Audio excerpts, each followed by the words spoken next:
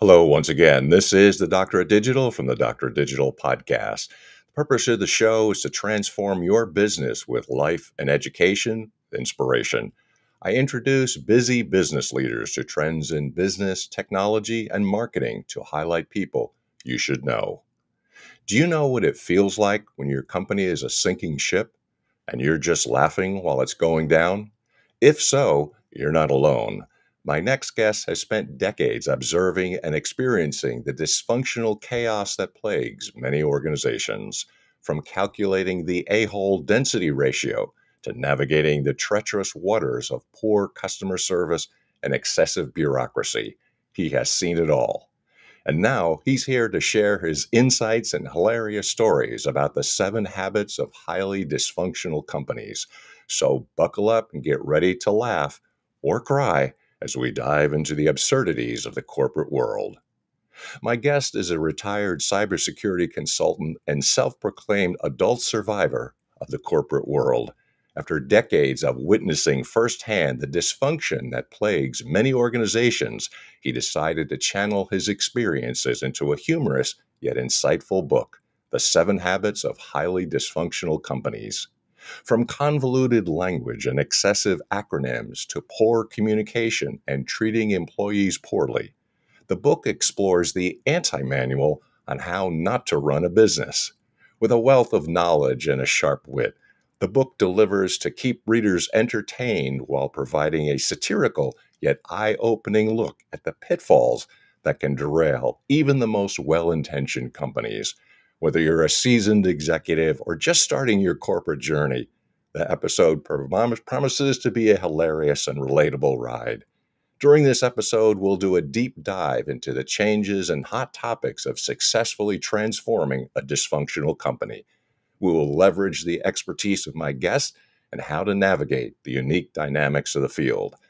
By the end of this episode, you will be better equipped to know what to do, and I encourage you to contact my guest, Joel Dubin, who's a retired cybersecurity consultant. And with that, we want to welcome Joel. Thanks for taking some time out. How are you doing today? Great. Thanks for having me, Mick. I'm glad to be here.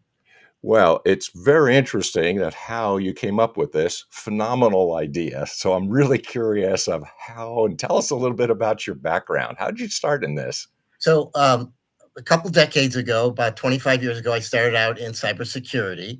And what I do is I call on clients and I review their security and I reviewed their security procedures. So not only was the book about the maybe 100 companies that I reviewed, but it's also about companies I worked for as well. So it ranged from small companies to large companies, Okay. family owned, Fortune 500 type companies, and so on. And over the years, I developed, seeing all kinds of nonsense that I would see going on in companies. In some cases, damaging to their security. It was kind of like shooting themselves in the foot, Right.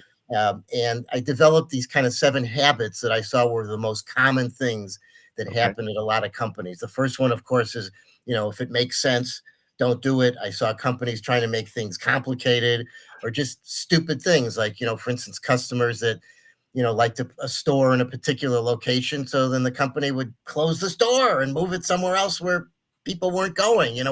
What are they thinking? Or moving offices away from employees so that they could commute long distances and be fresh and crisp when they came to work every morning. Yeah.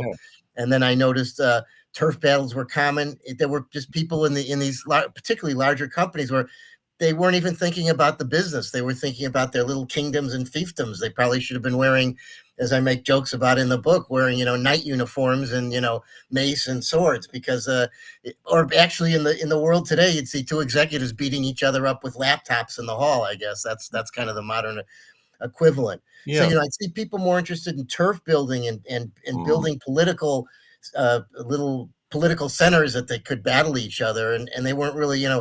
Sometimes there were days I wanted to say, "What do you know what business we're in anymore?"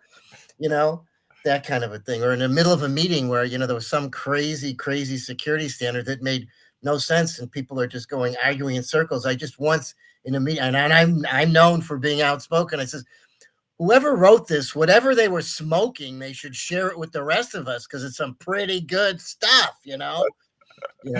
And then I go, then I run the gamut of meeting poor communication. I Mm, say a lot of employees at these companies, they have whiplash, from their head going back and forth. They said this yesterday and they said something else today. What are we talking about? That kind of a thing. And then meetings, which are that kind of rolls off of poor communication, right? mm, People that were in endless meetings. Meetings are like the bane of the existence of absolutely. dysfunctional companies. And I have a long chapter about meetings, about, employees they should have laser pointers so that they can participate. You should never use a whiteboard in a meeting because that involves creativity. That allows people to think freely. PowerPoint should be required in every meeting, and meetings should be run by people that don't know what they're doing, so that meetings kind of go aimless. You should have defibrillators and oxygen tanks in meetings, because you never know when someone might pass out. And of course, employees should have water bottles to be hydrated during long hours in meetings. And I talk about meeting police who are in the halls of the office, with little armbands, and they look for people that are not in a meeting, and they approach them and they'll put you in a meeting, even if it has nothing to do with what your job function is, you know. So I talk about meetings, I talk about poor customer service. I think even beyond working for a company, just as ordinary consumers, Mm, it's almost impossible to reach a human being. So one of my habits was human contact with customers is totally prohibited. Because now when you call up, you can't even get a phone number sometimes. You can't find it on a website. You have to Google. It's like a research project. Then when you get a number, you get this menu, and then the menu has nothing to do with what you're looking for. So you're screaming in the phone, you're screaming in the representative, Mayday, help me, I'm sinking, and all these things that are going on. And eventually, maybe if you hit the right combination of mm, keypad numbers, you get through to someone. I call that menu bingo. And menus should be designed so that they're not easy to use. And then in the rare case you do get to someone, they're reading a script, they don't know what they're talking about, or customer service is kind of like a conveyor belt. Oh, that's not my job. Let me move you to the next important department. So it's like a hot potato. No one should take credit and no one should assist. It should just keep moving on until it kind of drops off the face of the earth. And then I talk about, of course, employees. I talk about, the twin enemies of any dysfunctional company are its employees and its customers. Well, mm, customers are easy to deal with. You can drive them away. They're outside the company. They're out of sight, out of mind. But employees, it's like a nagging toothache. They're in the company. You have to do something about them. They're expecting to be paid. What kind of crap is that? I mean, and then they talk about empowerment in these companies, and they do everything to blockade, not listen, give lip service, shake their head, yeah, sounds like a great idea, and then walk away.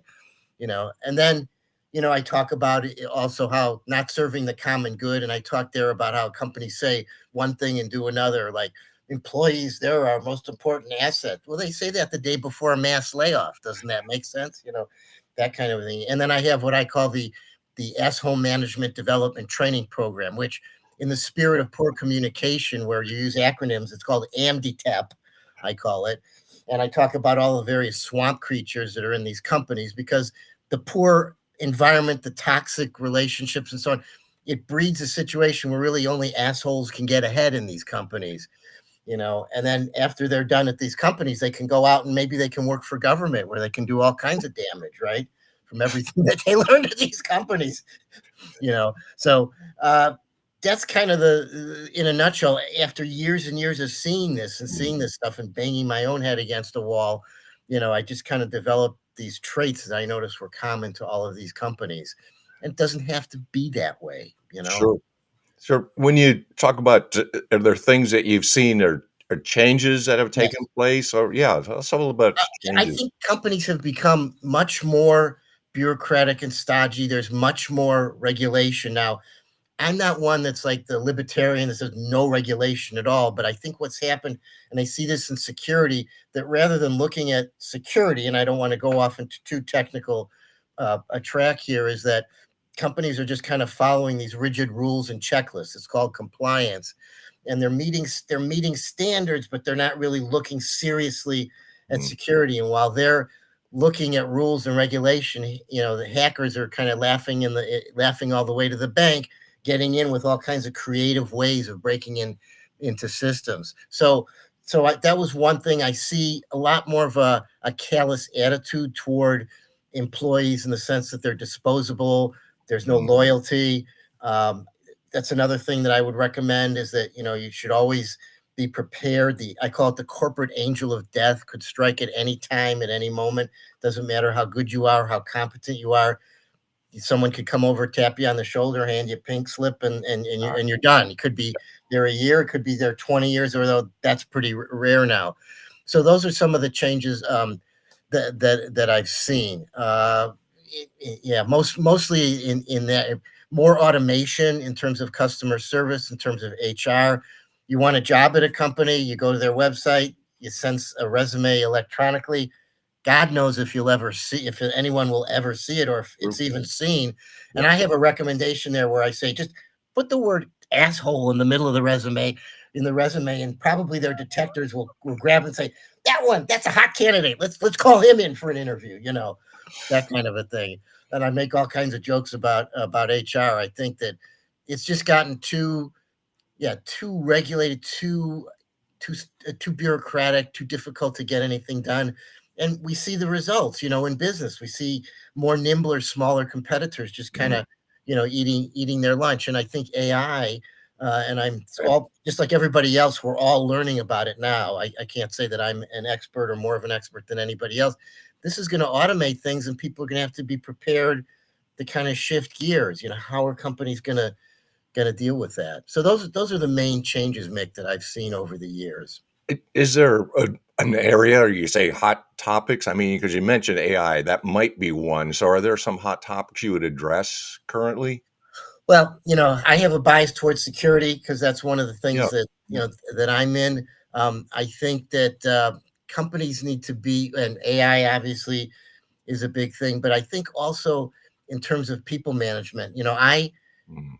have an MBA from a top business school. Amazingly, I call it a Master's of Bureaucratic Administration.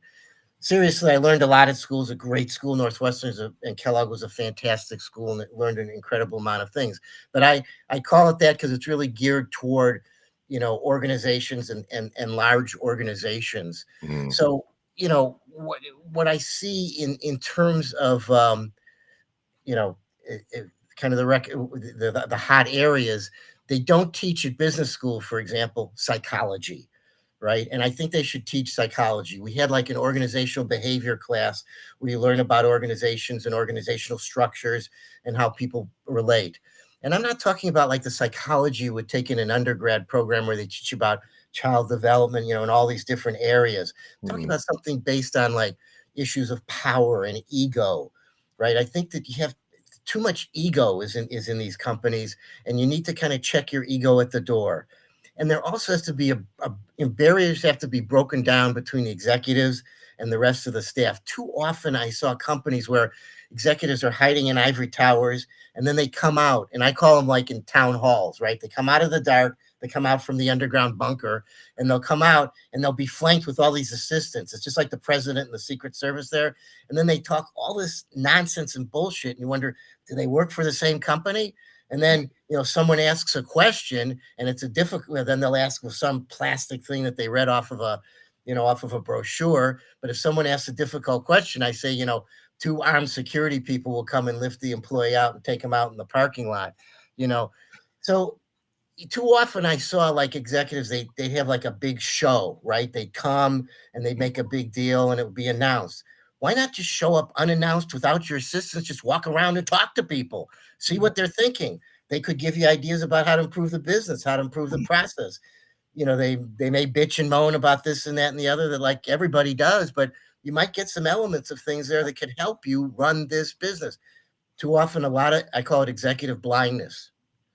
So that those are the key hot areas. Improvement of executive employee relationships. I mentioned AI, I mentioned security, and I mentioned ego and that kind of thing. Learning psychology.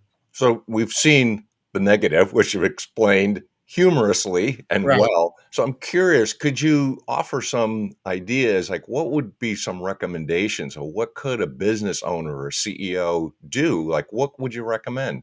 So as I say, I recommend getting out there, pressing the flesh, talking to your people. Sure, it's important that executives meet, on their own, in their own atmosphere. They're often dealing with sensitive things and big strategic projects and so on. So that's the one thing that I would recommend. The other thing for employees, Yeah. I'm not saying to be disloyal and not to do a good job, do the best job that you can. Okay. Don't take it all personally. You may work on a project and a company may scrap it after you've done all this work for 6 months. It's not about you. There might be some change in strategic focus, right? So don't take it personally and Okay. always, always, always be Yeah. prepared. Today could be your last. You never, never know. Mm, Always have a resume ready, try to update it regularly. Take sure. advantage of any training. Now, I make a lot of fun in the book about training, but I'm talking about kind of useless training where, in the middle of the day, I get an email saying, you've got to take this training, about, labor procedures. There's nothing to do with my job, but it's part of some regulation. I have to drop everything, take this CBT. Mm, It screws up my day. But there were technical trainings that companies that I worked at, they paid for that. So, right. So I learned some new technical skills, something I could put on a resume, something I could sell to a mhm. future employer, that type Right. of a thing. I had some great, great training in what's called ethical hacking, for example. I wasn't a penetration tester where I did ethical hacking, where I did that type of testing. I did Okay. do a lot of security testing, but I didn't try to break into systems, which is one of the skills. One of my certifications required that we go through a boot camp in this. And I, really wasn't necessary, but you know what? I got this skill and I got this certificate, and I can go Mm, to someone and say, hey, I have some expertise in ethical hacking, right? Take advantage of training, network, network, network. Use any mhm. network. If you're a member of a professional association, go to trade shows. I know some people say trade shows are a waste of time or they're drinking and partying opportunities. They're also great opportunities to meet E people Sure. in person, go to events, Mhm. go to classes, and then use like alumni networks, use any type of as I say, professional networks if you're a member of some society or something like that, and just always, always kind of be out there because once they throw you out the door, you got to have a parachute, Yep. and that can be your parachute. I mean, I had once where I was actually let go from a company in the morning, and in the afternoon, I was already having interviews because I was prepared. I had talked to people, so it should always be prepared. Those are the big things. So, really good advice. Somebody had said, "Don't wait till you get fired to look for a job. You should be Right. always looking for your next opportunity, and the day you get a job, start looking for your next one." Just That's brilliant. That's exactly it. Don't have that tunnel vision. Too mhm. many people, it's like they just get too involved in the job to their heads down so low that they can't see what's above them. You Yep. gotta you gotta be proactive. That's just the reality of today's job market. And when you mentioned about changes, that's becoming even more common because the tenure at companies now, people are often at companies only 2, 3 years now, and Yep. then they're on to the next one. And even for executives, it's rare for an executive to start at the bottom, kind of climb that ladder up the top. Some of them, they kind of zigzag. They'll make their next management move at the next company. They'll make their next rung up at another company, and then if they reach like the CEO level, it might have been maybe the second in command at another company where it didn't look like the CEO was moving, and the second in command was a person that was ambitious, and they saw an opening and they had the skills and they jumped at it. So sometimes even with the executive level, they're zigzagging up. Got it. Could you say something about, like, what's your expertise or what do you offer? Like, what would a person get if they were working to you or just reading the book too? So could you tell us a Well, little bit about that? as I say, I like to call it an anti-manual of how not to Yeah, run a business. So that's take funny. everything in the book and do the opposite.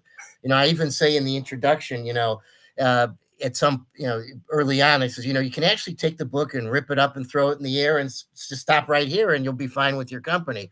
Or because many of these people at these companies have big egos, they're going to keep playing the game. So my expertise, I still have some expertise in cybersecurity, although I've been out about a year, but so I still have expertise in that area. Other areas, um, I wouldn't, don't come to me to restructure your company, but I can give you personal advice, Mm, maybe about your situation. Tell me what's going okay. on. I've heard a lot of these corporate horror stories. What's also not mentioned, I did a lot of business internationally. I'm also a polyglot. I speak multiple languages, so I'm very adept at multicultural and international teams. I've managed teams where there was people in Brazil and India, and then in the U.S. And how do you kind of get all these cats that are herding, herd all these cats together? So I'm good at that. I'm good at dealing with those cultural sensitivities in business, which now we're in a global world, you kind of have to be prepared for. And even in countries where I didn't speak the language, where I did a lot of business in the Far East, where I didn't, maybe a little bit here and there, but not enough to do business, I understood the culture enough to be able to work with them and integrate them into a team. You'll have a team of people from, as I say, from Hong Kong, from India, from the UK, from the US. And a lot of these people have very different business cultures or different ways that they want to see things done. So I'm kind of good at that kind of multicultural international focus in that regard. So international business is also an area that's a specialty of mine. And then the language area. So I'm familiar with learning languages and speaking a lot of languages as well. So I'm active in the global polyglot community as well. Got it. Love to give you some contact of her. Give us some contact of her. How do you get a hold of you? And please Okay. tell us, how do you get a hold of this book? Because it's hilarious. Okay, the book is on Amazon. So, Okay. but you can reach me at dysfunctionalcompany@yahoo.com. That's my email. And it does work. It works. So, Right. It's something that does work. It is yeah. not dysfunctional, just Yeah, just it's like the not name. dysfunctional. But yeah, just keep the faith, people. There is hope. Another thing, just I'd like to add, kind of make is a footnote. A lot of people kind of have this entrepreneurial itch. True. Nothing wrong with that at all. Believe me, not. But I just want to say it's not for everybody. Not everybody can be an entrepreneur. Not everybody kind of has the stomach for it because there's ups and downs, and you have to make sacrifices and so on. So your personal reality might be that you just may have to work for someone else, or also you're better at that, or you don't have to chase people that aren't paying bills or look for customers. You just kind of Right. do your particular specialty. So, if that's the case, kind of know yourself. Emma, is it really a good idea Yeah. for me to be an entrepreneur? Because so many people are selling that message now everywhere. You're saying, well, get on TikTok and, you can get on YouTube and you can make tens of thousands of dollars a month just doing this. It doesn't always happen. Your place might be working for, another company. So just kind of know yourself and know what works for you. Entrepreneurism, not against it. Don't want to be misquoted. It's not for everybody. You just have to decide what works best for you. Joel, phenomenal. Thank you so much for taking some time out and Yeah. being not only informative, but also humorous too, because in the corporate world, you better keep your sense of humor. You're Yeah. going to You're need going to it. laugh or you're going to cry. I'll tell you. That's I mean, right. this is what I look like every day at the office. Thanks so much, Joel. I appreciate all the good advice and all the Thank you. Thank wisdom you, that you Mick. shared today. Thanks for being a guest. Great. Thank you very much. You bet. So, if you would like to have something along the lines of an entertaining look at what Joel is talking about, please make sure you get a copy of his book. It's hilarious, laugh or cry, and keep the contact coming. So, like, subscribe, positively review, and share the Doctor of Digital podcast. If you want more guests like Joel, it's entertaining, keep that support coming. I really appreciate it. And once again, thanks to the sponsors, both Burning America and On Track Ian Hunter, for their support. Until next time, Deus Volt.